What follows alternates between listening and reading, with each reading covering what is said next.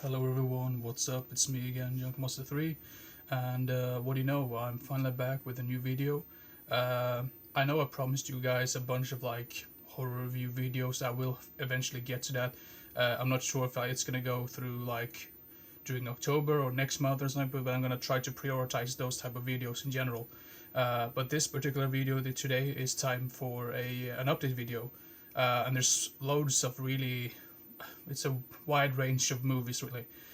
So I'm gonna start with the VHS tapes, and then I'm gonna continue with the non-horror DVD movies, and then I'm gonna continue with the horror DVDs, and then I'm gonna eventually end it at the Blu-rays. So yeah, yeah, sit back and relax, and yeah, we'll see how fast this will go. So, but anyway, first up we have the VHS films. Sorry. First up we have a film called Free Fall. Now, the reason why I picked this one up was because of Jeff Fahey and Eric Roberts. I thought that was a really interesting mix of actors. Really, I don't really think I've seen them in anything else like both of them. And I thought it looked like a really entertaining action adventure. So yeah, Free Fall from the 90s. And then we have some. This has to be some sort of Filipino action film. It says it's directed by Vincent Dawn, but I believe that actually is Antonio Margaretti, I believe. Could also be Bruno Mattei, I'm not really sure, but Double Target. Yeah. With a title like that and the cover art like that, I couldn't pass on that.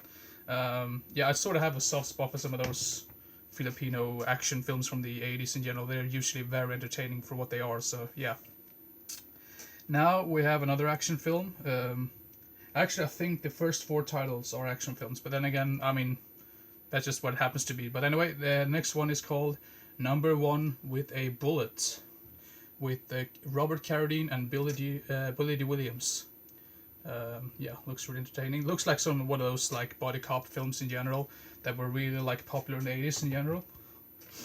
Then we have an early 80s Western film called Pale Fighter. Never heard of this before, but according to the front of this DVD, it says that it's one of the 80s best, not one of the 80s best, but one of the 80s biggest Western films. And I'm thinking, how many Western films did it actually make in the 80s? They didn't really do that many Western films in general. But anyway, I've never seen this one before, but it looked very interesting. So yeah, Pale Fighter. Then we have the horror titles for the VHS films. First up, we have The Dead of a Night. Now, I'm not completely sure, but I think this is actually a trauma film, like a trauma production. Or maybe not. I can be totally wrong about this, but I believe there's at least two other titles, or two other films with the same title.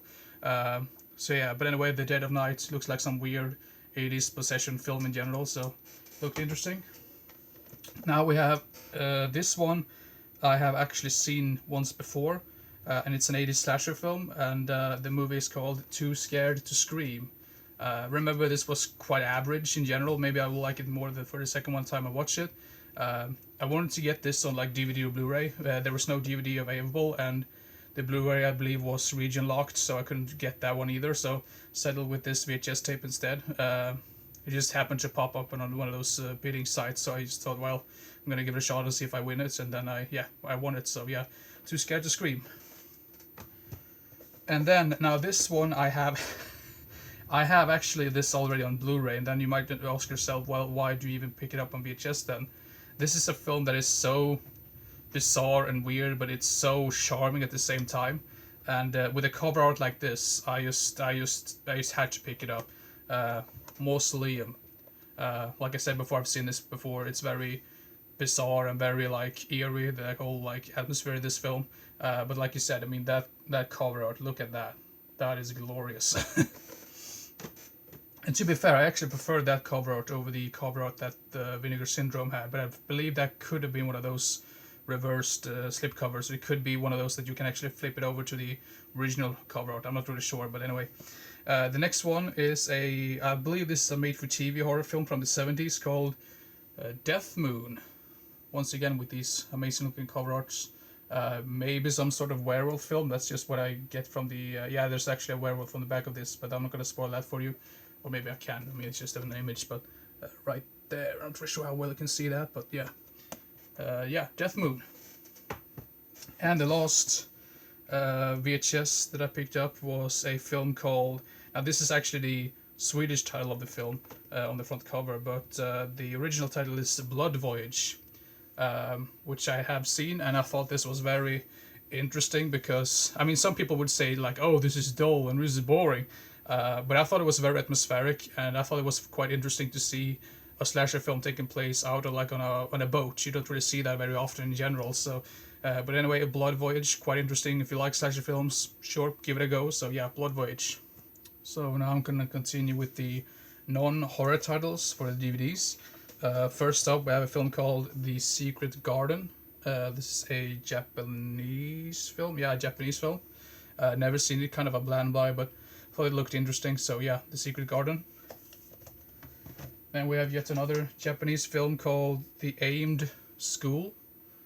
Yeah, doesn't say too much because it's actually like Chinese lettering on the front cover.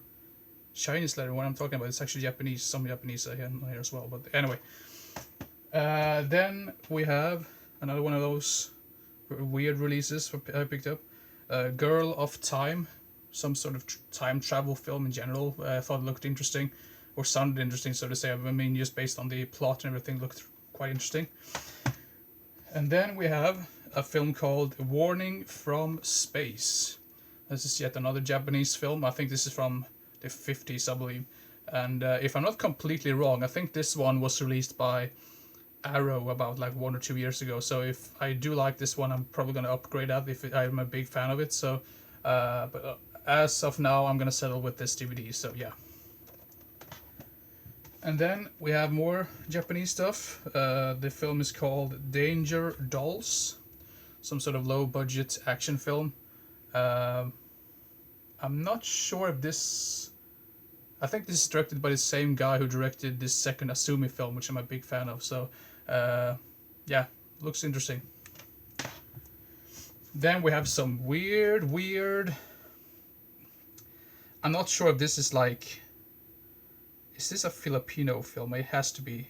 It looks like it at least, but this is some sort of like Filipino knockoff film of like superhero films or something. At least that's what I get from the front cover, but let's see if I can pronounce this. Darna ang Pagbalik. Darna ang Pagbalik. Which I have no idea what it translates to, but I mean, with a cover art like that, it's just so incredibly crazy on the front cover. I just thought, well, that looks hilarious. And then we have a Korean film called H, Hypnosis. Some sort of a drama, thriller film. Looked interesting, so had to pick it up. Then we have a film called, let's see here, Catfight, with Anne Heche, rest in peace, Alicia Silverstone and Sandra Oh. I've never seen this one before. I was gonna pick up the Blu-ray, not Blu-ray, but I think the Blu-ray for this. I think it was the Arrow release, or an Arrow release, but I thought it was gonna go out of print, and I didn't even realize that this already had like a Swedish release. I thought, well, I'm not gonna pay too much for like a film that's about to go out of print, and I can pick up the Swedish release instead. So yeah. But anyway, that's it for that one. And the next one is actually a double pack with the two films, Election and Election 2. Some sort of Chinese mobster films in general, maybe like some mobster like Godfather type films. I'm not really sure, but looked interesting. Now we have this one. I'm not sure. I think this is actually somewhat hard to come across because I had to pick. I mean, I had to pay maybe a little bit overpriced for this one, but this is a film that I can. I mean, I've never seen this release like out for sale like anywhere basically. So I thought, well, I need to get this one. You can laugh at me later on, but Star Wars Ewok Adventures. At least I've heard that these two like made-for-TV films are supposed to be better than the holiday special, but that doesn't say too much.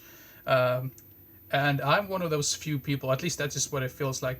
I don't get bothered by the Ewoks in Return of the Jedi. I think they are quite interesting and quite hilarious as characters in general. I know some people say, oh, they just ruined the film, and I'm like, it's kind of fun. Let's see, what are those two called? Caravan of Courage and the Battle for Endor. Then we have a early 90s comedy film called Crazy People with Dudley Moore and Daryl Hannah. Picked up because of when it was made and because of the cost. So yeah. Then we have a war film from the 50s with Jack Palance and what's his name? Jack Palance and Eddie Albert and what's that? Lee Marvin, of course. Attack. Yeah. I'm not sure if this takes place during the Second World War. Sorry, for some reason I thought it was First World War. So then I picked up 2 Chuck Norris films I've never seen before. Good Guys Wear Black. Yeah, 70s one. And then the late 90s, 70s one called A Force of One. I've heard some really bad things about that one, but then again, I mean, it's a Chuck Norris film, could be fun. Then I finally picked up this one. Now, I watched this online and I was like really... It sounds strange to say blown away, but I thought it was a very entertaining film nonetheless. But Scout's Honor, this is also known as Honor of Courage or something. No, Honor of... Edge of Honor, I believe. Edge of Honor or something, I believe it's also called. This has Don Swayze in it and Corey Feldman, so it's pretty darn entertaining film. Like I have a soft spot for some of those films that take place out like in the wilderness or out in the woods in general. So yeah, there you go. Then we have a film, like Italian mobster film again, I believe, called Shoot First, Die Later. Heard some really good things about the director, Fernando Di Leo. Apparently he made lots of those type of films in the 70s, and I don't think I've seen any of his films yet. Let's see here. And then we have Kiss Me, Kill Me by Umberto Lenzi. No, it's an Umberto Lenzi production, but I don't think he directed it. But it has Carol Baker in it. I think this is also called like So Sweet, So Perverse or something as well. I think that might be the original cover, like the original title. Sorry. Then we have more Italian stuff. The Marseille Connection with Franco Nero. Yeah, look at that. That looks amazing. And that's the thing as well. You don't really get those type of like releases or those type of cover arts anymore with like newer films, because they usually just put some sort of like computerized like image of the front cover and it looks horrendous. Some of the older ones, like from like films from the 70s, 80s, 90s, I mean, so on, they had really amazing looking like hand drawn cover arts, and I'm just a very, very big fan of those. So yeah. So the next one is called The 10th Victim with Ursula Andress and Marcello Mastroianni. Sorry, butchered that name as well. Then we have Milano Rovente or something, I'm pretty sure. But if you just type this in on Letterboxd or IMDb, you might find it easier, because my pronunciations for some of these titles are absolutely horrendous. Then we have an action film from the... Is this the 70s or the... Yeah, 70s. I'm not sure why, but I mean, I think this was categorized as an action film, but just based on the back of this, it looks more like a horror film. The film is called Rico, the Mean Machine. Yeah, look at that. Looks amazing. Then we have some sort of Italian Karate Kid knockoff, I believe. Karate Rock.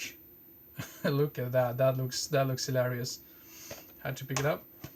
Then we have yet another Italian production. Now this is directed by the great Ruggero Deodato, rest in peace. This is one of the few films that I don't have by him. I think I have most of his other films. Maybe not really all of his, like... I think he made some comedy films as well, which I don't have. But most of the films in his catalog I do think I have in the collection right now. But this is his film called The Barbarians, with the Barbarian Brothers. I have seen...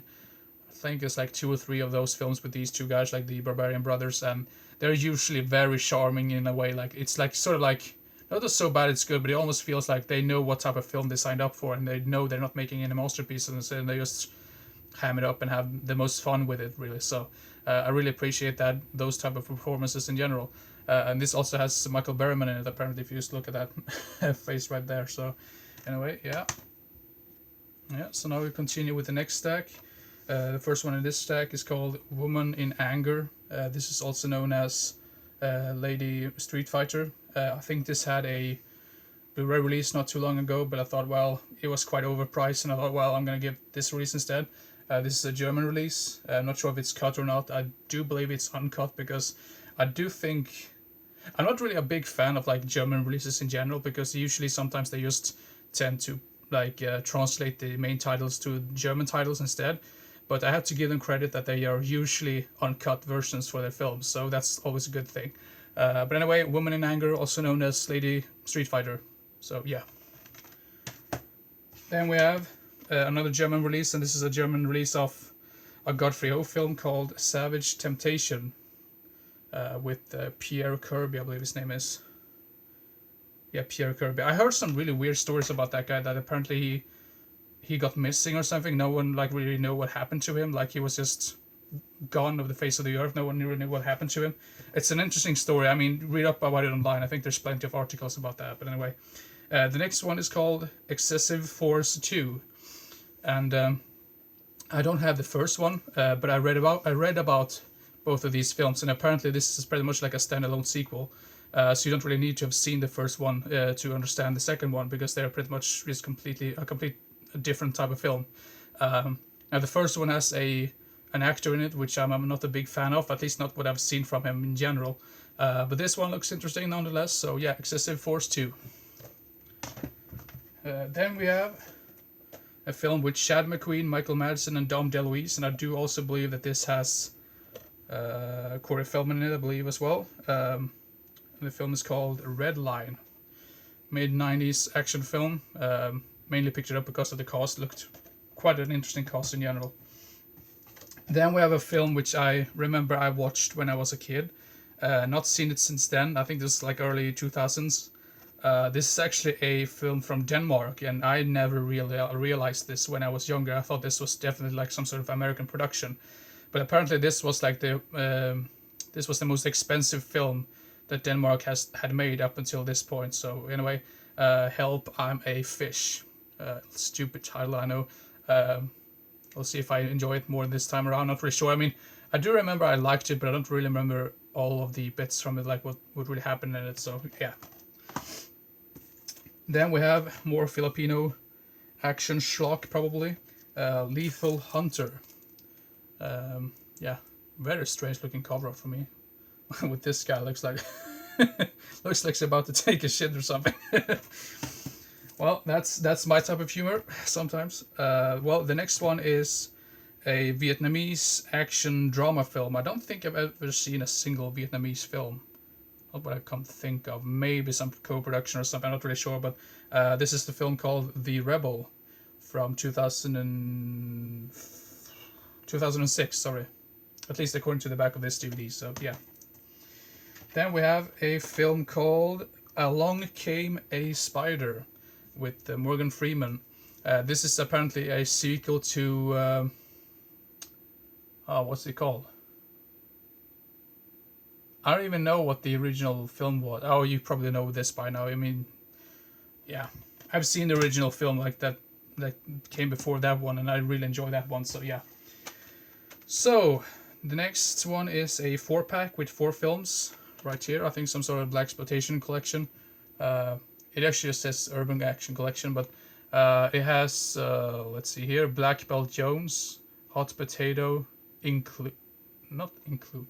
Oh, it just says include, but Black Belt Jones, Hot Potato, Black Samson, and Three the Hard Way. Now, Three the Hard Way was really the main reason why I wanted to get a hold of this, because it has Jim Brown, Fred Williamson, and Jim Kelly in it. What an amazing cast. The other ones I've heard good things about as well, so they are really like bonus, so yeah. Then we have a Code Red release. You don't really see those releases floating around too much anymore, but this is the film called Brute Core. 70s trash, exploitation type film in general, I believe. I'm a really big fan of those films in general, so decided to give it a go. And I can't pass on like Code Red releases in general. I'm sort of like a collector of those. So yeah. And then we have a classic film which I have never seen before. I do believe I have like the parody version of this, which is called something else. I don't really remember that title of that one, but this is the film called Basic Instinct by Paul Verhoeven. Yeah, I've actually never seen this film, but I heard good things about it. So yeah, and I do think Paul Verhoeven has made some really entertaining films. Most people probably say that the favorite film by him is RoboCop, I believe, but my favorite one is Starship Troopers. But yeah, then let's see here. This is the I'm not sure if this is his latest film. I think he has actually released one film after this one, but this is the film called Cry Macho with Clint Eastwood and by Clint Eastwood. Like I said, I think he has directed one more film after this one. Not completely sure, but yeah, decided to pick it up because of him. So yeah. Then we have a film which I watched like a couple of months ago, and I was really blown away by it. So I was really glad that I found this on DVD. And the film is called Woman in the Dunes, a Japanese sort of like experimental black and white film from the 60s, or I think this is 60s. And this definitely feels like a film that probably Andrei Tarkovsky took a whole lot of inspiration from. So if you're a fan of that man's films in general, go check this one out as well. This is a very unique experience, to say nonetheless. So yeah. Now let's see here. The next one is a very schlocky, stupid. Maybe this is not really like horror film, but it was ended up here because it's like a creature feature type thing. The Dinosaur Project. I saw this with a friend like I think it was like 10 years ago or something, and I remember that I really like I kind of hated it, but at the same time it was like so stupid and that it got a little bit hilarious and funny at parts. Not seen it since then, but this is definitely a film that I can see myself rewatching at some like bad horror movie night or something. So yeah, the Dinosaur Project. If I remember correctly, I also wrote a review of that on my IMDb. So yeah. Then we have a really great prison film with Daniel Radcliffe in it called Escape from Pretoria. Now this I believe is also inspired or based on true events. I wouldn't say like it's based, but probably more inspired by true events. I'm not really too sure how close to reality this movie was made, like how accurate it was. So, but anyway, Escape from Pretoria, really amazing film. If you like prison films in general, go check this one out. This is really entertaining and very tense as well. It's not very often I see like a film that really keeps me on the edge of my seat, really. So yeah. Then we have Terence Hill, Lucky Luke, the complete collection. I'm not sure if these are like films or if it's like just a TV series. That's what I don't really get with this box set. But apparently it's a really sad thing because apparently this was supposed to be a much longer running series, but I believe Terence Hill was a little bit depressed at the time because it was meant to be that his son was about to play Billy the Kid in this series, but unfortunately he passed away in a car accident before that could happen. So that's a really tragic story in general. But yeah, anyway, Lucky Luke, the complete collection. So now finally we get to the horror DVDs. So first up we have a film called Haunted School, a Japanese horror film from the mid 90s. Apparently I read about this. This is like a horror family film. You don't really hear the word horror and family in the same sentence very often, so that really caught my attention to this one. So yeah, Haunted School. Then we have a mid-2000s creature feature film. Looks really hilarious and kind of bad, but I mean, it might be one of those films that are so bad it's good. I'm not really sure. Bottom Feeder with Tom Sizemore. Never can never pronounce his name. So bummed out that he passed away this year. So yeah, was it this year or was it previous year? Anyway, I mean it's sad nonetheless. So yeah. Then we have a another creature feature film from the early 2000s, Boa. Probably some stupid CGI snake action in this one. That sounds very strange. Never mind what I just said. Yeah, Boa. Then we have more horror comedies. Now this one is called The Janitor. Apparently about some janitor going absolutely crazy and going around killing people or something. That in itself sounds interesting enough for me to like pick this one up basically. So yeah, The Janitor. Yeah. Then we have a film by Joe Begos, who directed some of my favorite newer horror films like Bliss and VFW, among others. This is his film called The Mind's Eye. Think I have heard some mixed things about this one, but I mean, I am a big fan of those previous two films that I mentioned that he directed, so I thought, well, I'm a big fan of the director, and I'm gonna give that I want to go, because when I really enjoy a director's work, I usually give all of their work a chance. So yeah. But anyway, the next one is actually like a box set, sort of like a box set. Video Nasties, the definite guide, which includes, like, I believe, like documentaries and trailers and all types of stuff about the video nasties in the 70s, 80s, 90s. I'm not really sure if it was really present in the 90s, but at least the 70s and 80s. Has 3 discs in it and loads of special features, so looks really, really amazing. And then just because of that, I decided to pick up Video Nasties, the Definite Guide Part 2, also box set. This is, I could have swore this was like 88 films, but apparently it wasn't. It was what's it called? Oh, never mind. But anyway, you know about this box set already, probably. So yeah. Then I picked up Halloween Ends. I've heard some really, really bad things about this one, but I thought for myself, well, I have already the other ones already in the collection, so I thought, well, I'm at least gonna try to get all of the films in the series in general. So, but yeah, anyway, I'm not sure. Some people have said that they prefer this one over Halloween Kills, and some people say that this is an absolute abomination.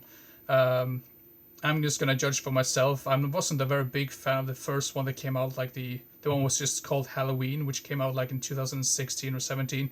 That was kind of meh, whatever. Not seen Halloween Kills or this one yet, but yeah, look forward to see what they're all about. So yeah. Then we have, talking about that, I picked up the latest Scream film as well. You have to see the previous film as well, Scream 5. And this is Scream 6. This is another one of those series that are like, I kind of collect them just because they're part of a series that I'm a big fan of in general. I do like the first 4 films, so we'll see if I like the rest. So yeah. Then we have Peninsula, which is the sequel to Train to Busan. Believe it or not, I have not seen Train to Busan yet, but I've heard that's supposed to be one of the best 2010s horror films in general. So yeah. And in general, I mean, this might sound a little bit like controversial, but it almost feels like Asia is really going past like the West when it comes to horror films, or like entertaining horror films.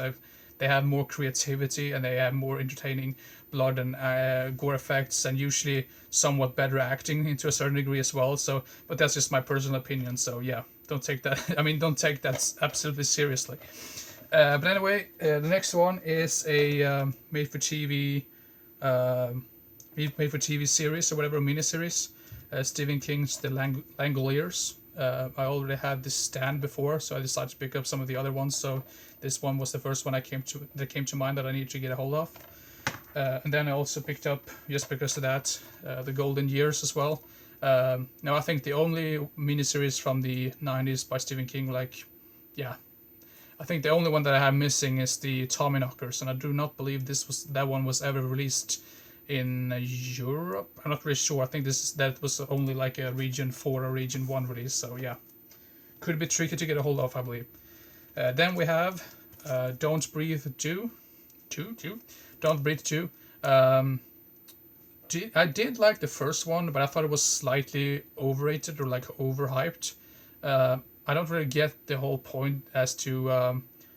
I mean, I'm not sure if you're supposed to feel sorry for the burglars or feel sorry for Stephen Lang's character. I do believe. I mean, I think the filmmakers thought we were gonna feel sorry for the burglars in the first one, but I was just rooting for Stephen Lang's character throughout the entire film, and I don't think that was supposed to be the case. But that's just what it ended up to be in general.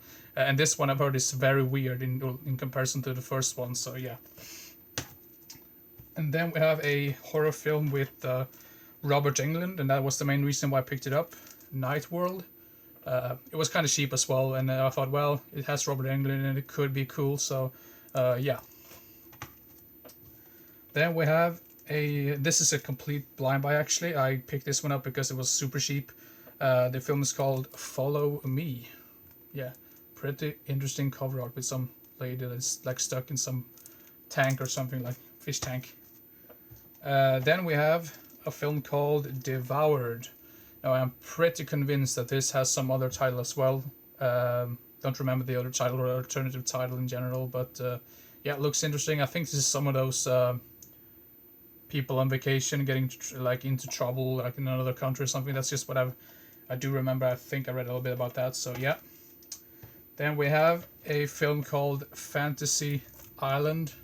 Heard some mixed things about this one. Now the only thing that had me worried about this one is that it's PG-13, and usually when you make your horror films PG-13, they're kind of lame and kind of meh, whatever. But it could be interesting. Who knows? So yeah, Fantasy Island. And then we have a film by Edgar Wright.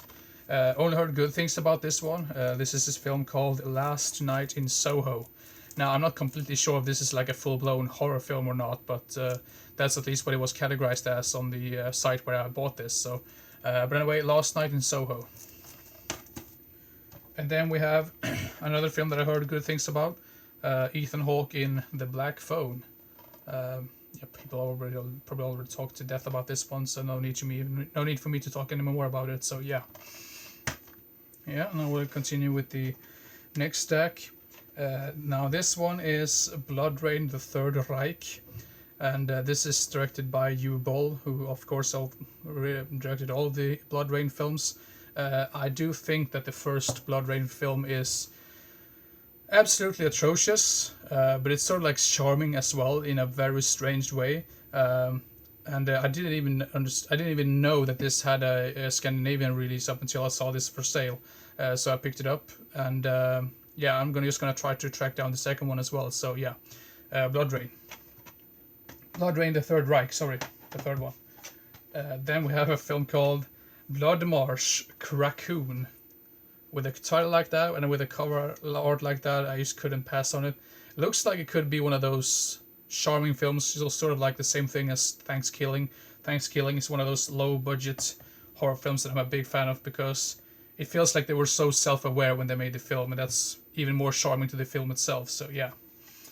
Then we have another low-budget horror film called Bloody Bloody Bible Camp. Heard a bunch of things about this one when this was fairly new. I think this came out in 2011 or 2012. Never seen this one before, but heard good things about it, so yeah. And then we have a film from the early 2000s, like some sort of vampire film called Midnight Mass. I have not heard anything about this one, mainly picked it up because it's like a vampire film from the early 2000s, and I thought, well, could be interesting. And then we have a film called Attitude for Destruction, about some like hard rock or metal band going around. Some carnage as well. I mean, heavy metal horror films in general, I think they're usually very charming, like Black Roses, Rock and Roll Nightmare, Hard Rock Zombies, Trick or Treat. I mean, among others, there's so many really entertaining ones like that. So, but anyway, Attitude for Destruction, that's the main reason I picked it up. So yeah. Then we have a limited edition release of a film which seems to be very obscure, but I've heard good things about it.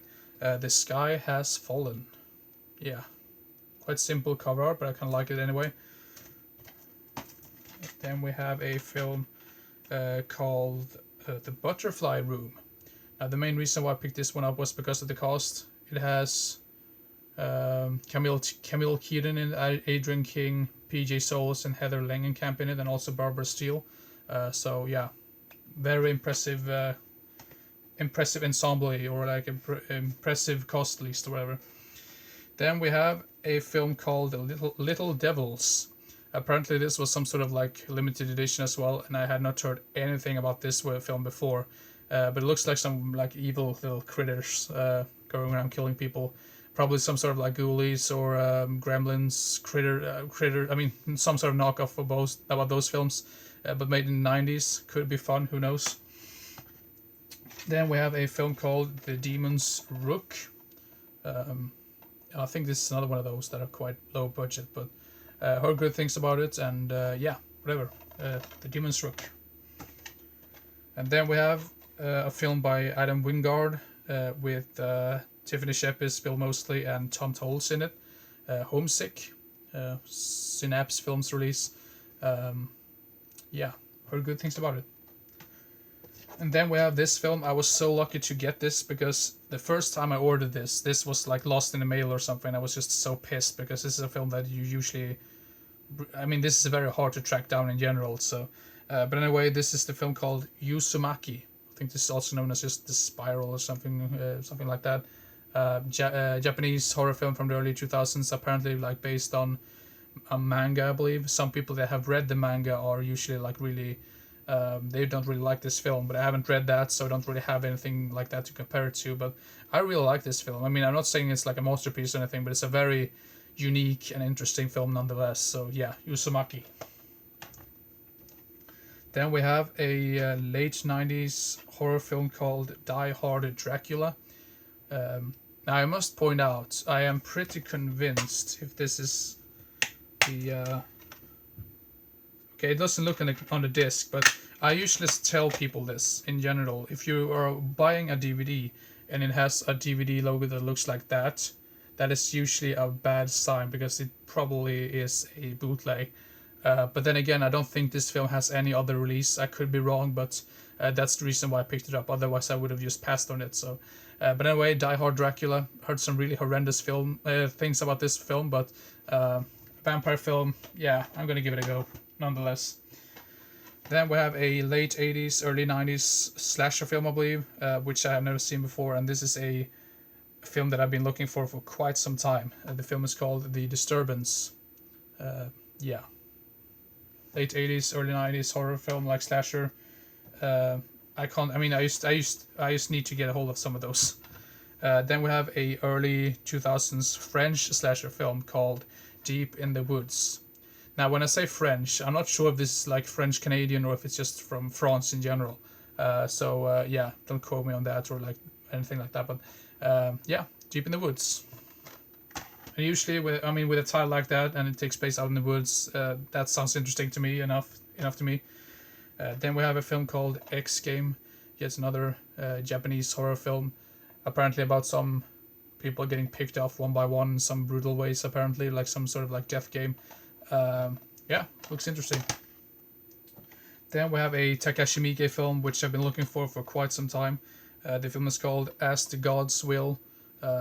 He has made so many like crazy entertaining films in general. He's really like one of my favorite Japanese directors of all time.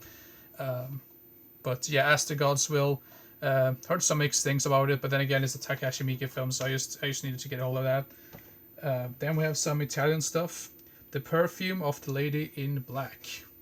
Some Italian release as well, I believe, but this is also in English, I believe, hopefully, because my Italian isn't very good. Then we have All Colors of the Dark, which I've heard is supposed to be one of the best, maybe not the best, but some of the better giallo films in general. So yeah, All the Colors of the Dark. This is directed by Sergio Martino, so yeah. And then we have, what's this called in English? Crimes of the Black Cat, yeah. So yeah, some giallo film. And then we have a 88 Films release, Grindhouse collection, part of that. The film is called The Creeps.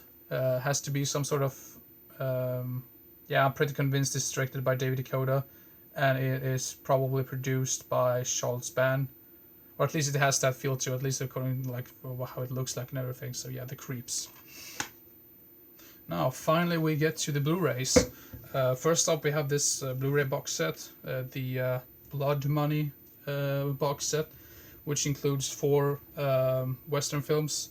$10,000 Blood Money, Vengeance is Mine, Find a Place to Die, and Matalo, Kill Him. I don't think I've seen either of these films before, but I did pick up the previous box set that I released, and I believe there's also a third one coming out in the last, like, maybe the next month or the month after that, which I'm probably going to get a hold of as well. I'm a really big fan of Italian Western films in general, so yeah, there you go. And then we have the Honeymoon Killers. Now, based on this, it kind of looks like an action type film, but this is probably more of a drama film, or like more like a character study of these film, or like these people in this film. And I think this is slightly inspired by true events as well, which is quite interesting. So yeah, the Honeymoon Killers. Yeah. And then we have, then you might ask yourself right now, well, you have John Wick 1, but you don't have John Wick 2 or 3. why did you pick up John Wick 4 then? Now the reason why is I've not even seen the first one either, but I just heard that the people that were selling this said that this particular release was going to be limited edition, and once it's like gone, it's gone forever. And I do still believe that the second one and the third one are much easier to get a hold of in general. So that's the reason why I picked it up, because it was otherwise it would just be gone, and then we just go for stupid money. So yeah, that's the reason why. Now the next one is a Vinegar Syndrome release, I believe. Yeah, Count Dracula's Great Love. This is a Paul Naschy film, I believe, and there you have the other cover art right there. Usually I'm a big fan of those cover arts that are like slip covers that have different cover arts to them, instead of just having the same. I don't really understand the reason for that. So, but anyway, that's just my personal opinion. Then we have Paul Naschy. Oh yeah, another Paul Naschy. In Orgy of the Living Dead. Now this has some other title to it as well. I think this is also known as the Hanging Woman, I believe. Yeah, the Hanging Woman and Return of the Zombies and Beyond the Living Dead. So it has many titles to it, but I'm just going to refer to it as the Orgy of the Living Dead, just based on this Blu-ray. So yeah, Paul Naschy film. Then we have another Western film. This film has Cameron Mitchell in it, and this is directed by Sergio Corbucci. The film is called Minnesota Clay. Yeah, picked it up because of Sergio Corbucci, and seeing Cameron Mitchell in a film by Sergio Corbucci sounds interesting enough to me. And then we have a Japanese drama film from the 60s called Irosumi. Once again, my Japanese ain't good, so sorry for that. Irosumi, heard some really good things about this one, and I'm just glad that a friend of mine told me that this is definitely more of a really dark and sad drama film than your typical like exploitation film, because at least according to this DVD it kind of looks like an exploitation film to me. So but anyway, Irosumi. Now the next one is an 80s horror sci-fi film called Alien Predators. Now look at that, that is glorious. And then we have an exploitation film from the 2010s, I believe. Dear God, No. That looks more like it was made in the 70s, so that's quite hilarious. Could be good, who knows. Then we have Grateful Dead, which I have seen before, and this is so strange and so weird that I think I kind of blacked out of what the hell it was all about. So this is definitely a film that I need to rewatch. So yeah, Grateful Dead. I do remember I liked it though, but it was just so weird that I was like, what is going on? Then we have more Japanese stuff. This is the Game Trilogy. This is a release that I picked up because this is apparently one of those limited ones, and once they're gone, they're usually going for stupid money if you try to find it secondhand. So this has the Most Dangerous Game, the Killing Game, and the Execution Game, so all three films. So yeah. Then we have some Hong Kong stuff. Rich and Famous and Tragic Hero with Chow Yun-fat. I'm not sure if he's in both films, but usually when he's in action films from the 80s, you really need to pick them up because usually he's really good in those films. So yeah. Then we have a film called Strange Brew from the 80s, some sort of like comedy film, 80s comedy film. This has what's his name? Rick Moranis and Dave Thomas in it. Now the main reason why I picked this one up was because apparently John Candy is in this film as well, so that's really the main reason why I picked it up to begin with. So if it turns out that he only has like a small cameo, I'm still glad about that. So yeah. Then we have a film called Whoever Slew Auntie Roo, I believe it's called. This is the German title on the front cover, so that's the reason why it looks a little bit strange. 70s horror film. Yeah, don't really know too much else about it, so yeah. Then we have yet another German release of a film called Escondido. Now, I do believe this has another title to it. I mean, most of those Italian films in general have like at least like 3 or 4 different titles to begin with in general. But yeah, not seen this one before, but apparently this was like in some sort of like top list of like Quentin Tarantino's favorite like Western films, so could be good. Then we have a film called Mania Killer. I think this was also known as Maniac Killer at a certain point. I've actually heard pretty bad things about this one, but I thought for myself, let's see, it has Bo Svensson in it and Robert Ginty and Chuck Connor, so I thought that was quite interesting. So even though I do not might like it, I'm still gonna keep it because I am a big fan of Robert Ginty in general.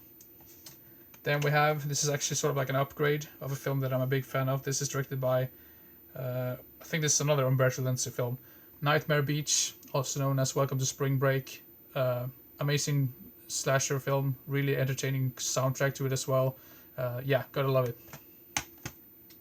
Then we have a film called Limbo, which is, I'm not sure if it's the same. Yeah, it's the same cover right there, but yeah. This is like a short-on video horror film, I believe, from the late 90s. So, yeah, not seen before, but looks interesting. Then we have an action film from the 80s called Cain and Abel.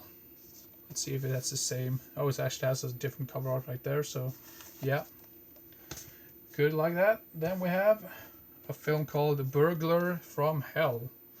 Another. Oh, it probably has some nudity on there, so I can't show that. But I think this is another shot on video film. Yeah. Then we have a film called Death in Brunswick. Brunswick, I probably mispronounced that name, but I think this is an Australian horror crime film in general. So it has Sam Neill in it, so could be good. Then we have a double pack with the film Hot Snake and Blood and Guts. Oh, Blood and Guts. Guns and Guts, sorry. Not seen these films before, but they look quite interesting. Right there, you have the cover art right there. Let's see here, right there. Okay, never mind. Then we have Beware the Brethren, 70s horror film. I'm so sorry if I speed up right now. I only have like 2 titles, but I've been talking for almost 50 minutes now.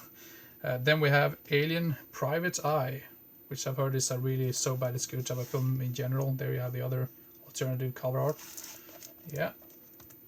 And then the last film for this update is going to be Wolfpack, which is a very like interesting film in general. It basically has like, it's like sort of like a propaganda film. Not propaganda film, but it's like tells you the issues with propaganda and how it can ruin people in general. So if you've seen the film called in the 80s, it's a kind of obscure film called The Wave, which came out in the 80s, which sort of like has the same type of subject matter to this film. If you do like that film, I can highly recommend Wolfpack as well. Now this is the alternative cover art right there. Let's see there, yeah, Wolfpack. Really entertaining film. Maybe not entertaining, but very, very good film to say nonetheless. So yeah, anyway. Now I've been almost talking for 50 minutes, so I'm gonna end it right there. So yeah, like I said before, I'm sorry for the delay of the horror review videos, but I just thought, well, I need to make this update video before I forget about it. So, but anyway, keep your eyes open for the next one, and see you next time. Bye bye.